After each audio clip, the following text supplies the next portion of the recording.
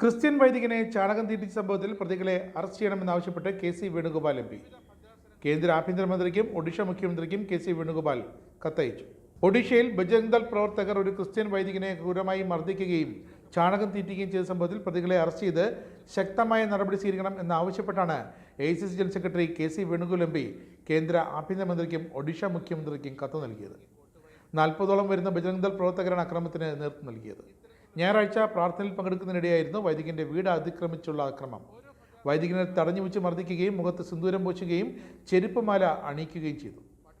സമീപത്തെ ക്ഷേത്രത്തിൽ കെട്ടിയിട്ട് ചാണകം തീറ്റിക്കുകയും അഴുക്കച്ചാലിലെ വെള്ളം കുടിപ്പിക്കുകയും ജയ് ശ്രീറാം വിളിക്കാൻ നിർബന്ധിക്കുകയും ചെയ്തുവെന്നും കെ.സി. വേണുഗോപാൽ കത്തിൽ ചൂണ്ടിക്കാട്ടിയിട്ടുണ്ട്. ഇത് വെറും ഒരു ആൾക്കൂട്ട ആക്രമണമല്ലെന്നും മതസ്വാതന്ത്ര്യത്തിനുമേലുള്ള കടന്നാക്രമണമാണെന്നും കെ.സി. വേണുഗോപാൽ പറഞ്ഞു. പൗരന്റെ ആത്മാഭിമാനത്തെയും വിശ്വാസത്തെയും തകർക്കുന്നതാണ് ഇത്തരം സംഭവങ്ങൾ. മതന്യൂനപക്ഷങ്ങൾക്കെതിരായ ഇത്തരം കാട്ടുനീതി അംഗീകരിക്കാവുന്നതല്ല. സർക്കാരിന്റെ നിസ്സംഗത ഇത്തരം സംഭവങ്ങൾ ആവർത്തിക്കാൻ കാരണമാണ്.